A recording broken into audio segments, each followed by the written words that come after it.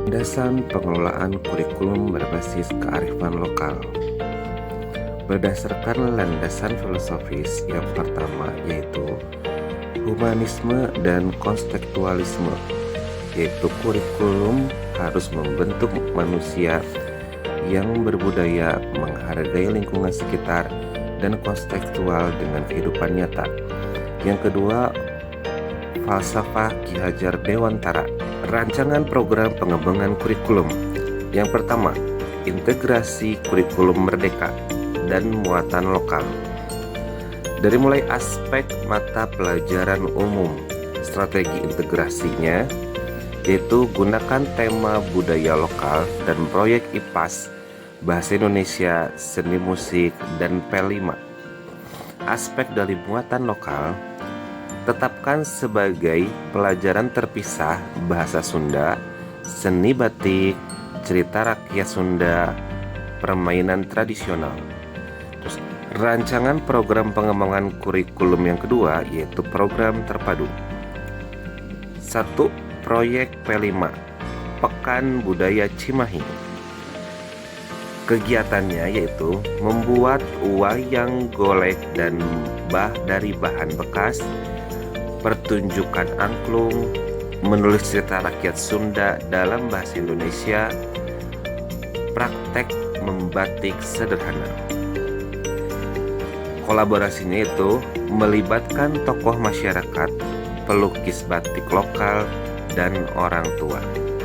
Strategi implementasi kurikulum terpadu. Yang pertama, pembentukan tim kurikulum sekolah.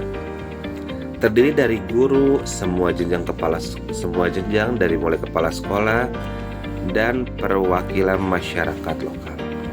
Yang kedua, penyusunan KOSP yang memuat kearifan lokal. Metode evaluasi dibagi menjadi 4 bagian. Yang pertama yaitu jenis evaluasi formatif, yaitu observasi proses belajar, penilaian proyek, kuis reflektif. Yang kedua, jenis evaluasi yaitu sumatif, yaitu penilaian produk proyek, presentasi budaya, dan portofolio siswa. Prinsip efektivitas dan beban belajar. Hindari penambahan jam pelajaran. Integrasi dilakukan dalam P5, tema proyek mingguan, pembelajaran lintas mata pelajaran.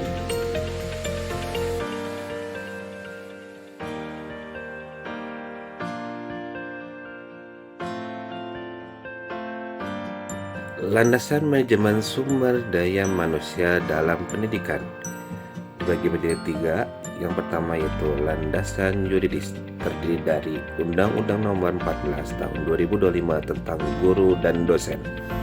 Yang kedua, Undang-Undang Nomor 20 Tahun 2003 tentang Sistem Pendidikan Nasional.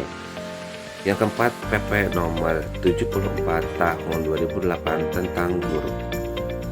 Yang keempat yaitu Permendikbud Nomor 137 Tahun 2014 tentang Standar Pendidikan dan Tenaga Kependidikan. Strategi pengelolaan SDM pendidik dan kependidikan. Yang pertama yaitu rekrutmen dan seleksi berbasis kompetensi. Maksudnya yaitu faktor pada kompetensi pedagogik, kepribadian, dan semangat belajar terus-menerus. Gunakan sistem rekrutmen terbuka berbasis komunitas lokal untuk efisiensi biaya. Yang kedua, penempatan dan rotasi internal. Mengidentifikasi kekuatan individu untuk ditempatkan pada posisi paling tepat.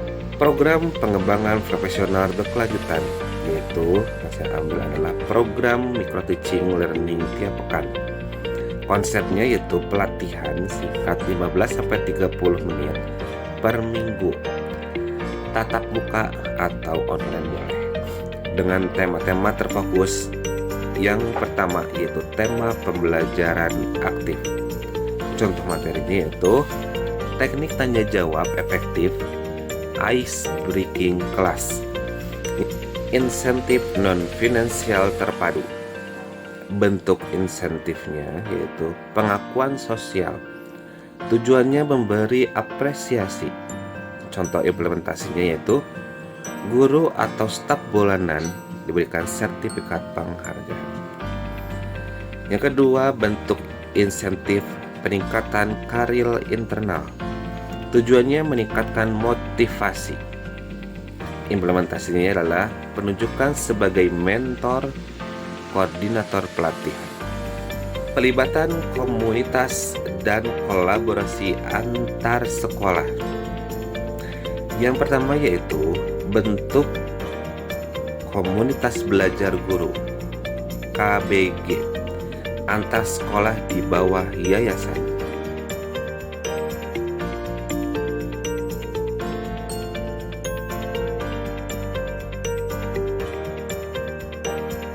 Landasan pengelolaan fasilitas pendidikan. Yang pertama yaitu landasan yuridis.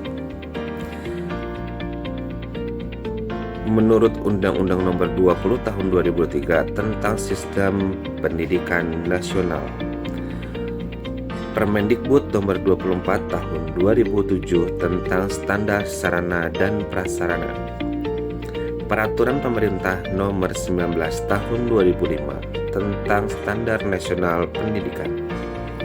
Analisis kondisi fasilitas yang ada. Yang pertama, fasilitas gedung sekolah. Kondisi saat ini tua dan kurang terawat. Masalahnya itu rawan bocor, kurang pencahayaan. Fasilitas yang kedua yaitu adalah ruang perpustakaan. Kondisi saat ini tidak ada. Masalahnya yaitu siswa minim akses untuk membaca. Untuk peningkatan literasi dan numerasi, program pengelolaan dan pemanfaatan fasilitas inovatif. Yang pertama, lab alam dari taman sekolah. Konsepnya yaitu mengubah taman menjadi ruang belajar terbuka atau lab alam untuk IPA, biologi, dan lingkungan hidup.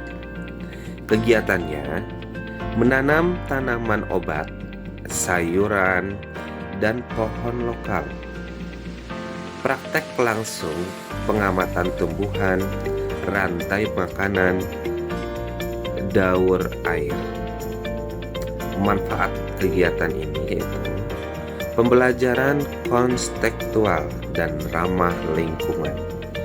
Program pengelolaan dan pemanfaatan fasilitas dan inovatif. Ketiga, perbaikan gedung secara bertahap dengan swadaya. Konsepnya itu renovasi ringan dengan bantuan warga, alumni, dan CSR lokal. Kegiatannya itu mengecat ulang ruangan kelas, yaitu mengganti kaca dan pencahayaan, menyediakan ventilasi alami. Pemanfaatan sumber daya lokal. 1. Tenaga, libatkan warga, orang tua, dan alumni. Material, gunakan bambu, kayu bekas, batu lokal, dan barang daur ulang.